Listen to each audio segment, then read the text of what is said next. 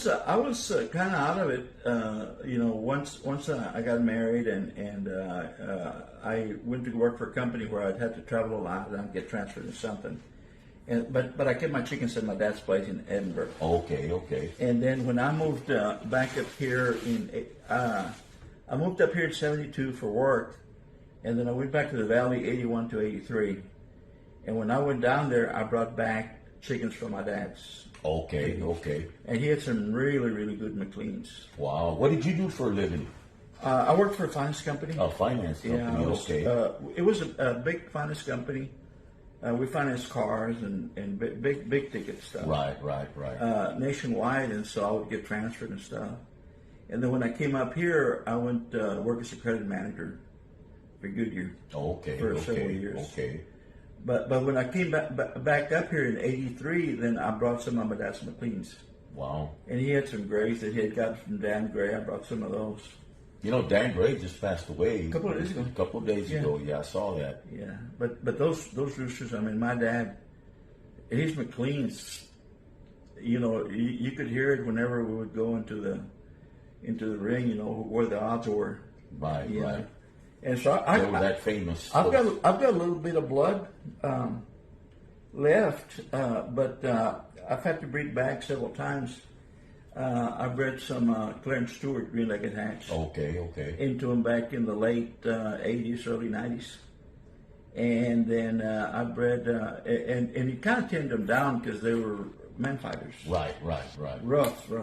Right. And then I now the stuff I have has a lot of the Curtis Blackwell hatch Wow. and a little bit of the Harold Brown Red Fox. So do you say those hatch chickens are mainly for the spur, or do you think they're good in the Mexican deal as well? Well, they're mainly for the spur. I had a customer from Mexico City that would all he wanted was some of the McLeans. Right. And he would say, he'd come by each year. He'd come buy some entries for me, and he'd say, "Man, those McLeans are really.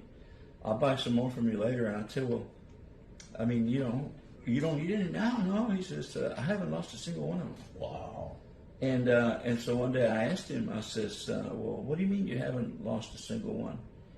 He says, "No." He says, "But sometimes they don't make it after." Right. After the competition, they get, he says, "But they always win." wow. And so You got availability. So I like them, but the only thing is that they're so aggressive that they get tore up, Right. And but yeah, mostly we used it. Our competition was mostly in the spur. Wow. So how many chickens did you maintain on your yard when you had your yard here in Conroe? In Colorado, I had normally probably around 200. About 200? Yeah. And you did all the feeding and breeding? Yeah, I did. Did you show chickens as well? Did you get to go to Sunset, Circle Club? Not Sunset, Bayou? Not Sunset, but we went to Circle. We went to 24 Hour. 24 Club with Jim 24 Wilcox? Club, Bayou Club. After Circle. Right. And D&D. D&D? We did a lot of competition there. We went to Maryville. And we did that until 2008 when they shut them down. Could you say you were successful with the bloodlines you had? You did some good winning with them, huh? Mm-hmm. Wow. Yeah. As a matter of fact, we always, we weren't always favored, but we're always competitive. Even money or we were favored. Wow. Yeah.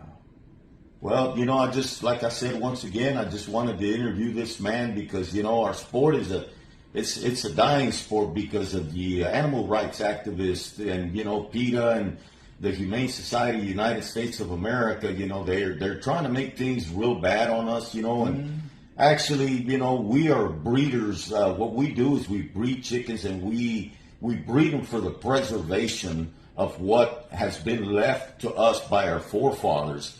It's a sad situation that, a lot of us cockers take care of our animals actually better than some people take care of themselves. But it's what's happening right now in today's is these lobbyists and these politicians are believing the people that are the activists, making them believe that we are bad people, that we are cruel people.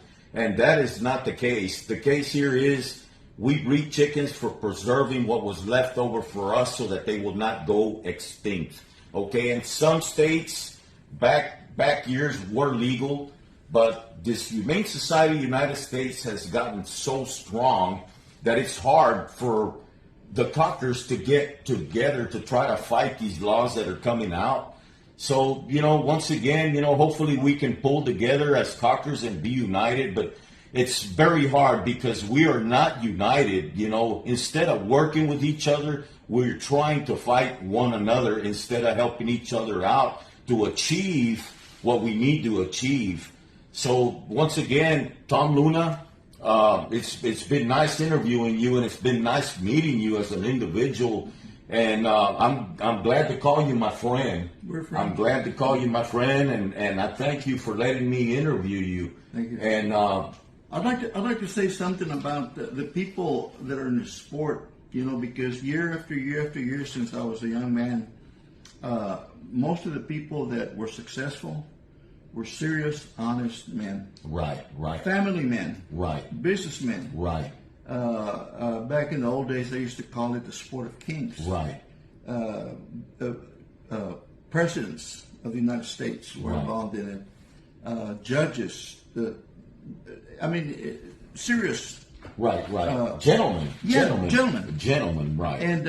But as it is always when people want to be political, anytime there's a bad apple, then they put that all over the TV and all over the news. One instance, has always been enough to put us in the bad light. Right. And the only other thing that I would say, I've always been a breeder, and I've always tried to, through friendship and through money, maintained good bloodlines.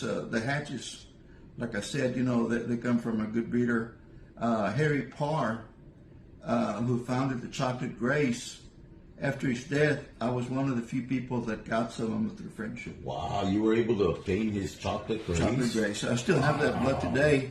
The Lacey Roundheads, which are the Carl Davis bloodlines, when Sam York advertised in 2005 that he was going to pass away, I made it a point to buy a trio from him. Wow. And so that's it. And like Rubel used to say that the most expensive chickens you will buy are the ones that come from cheap brood yards or something like that. Right. You'll find But, they'll be some of the most expensive right. chickens in the world. Right. And even though, I don't compete anymore and everything else, but I still breed them because I get such a pleasure, of doing it. Right. Wow. Well, this concludes our interview today, and I hope everybody that gets to watch this interview takes the time to watch the whole video because, like I said, we are a dying breed. This man has been around the game fowl industry for 61 years, okay? I'm 61. He started his career in 1962.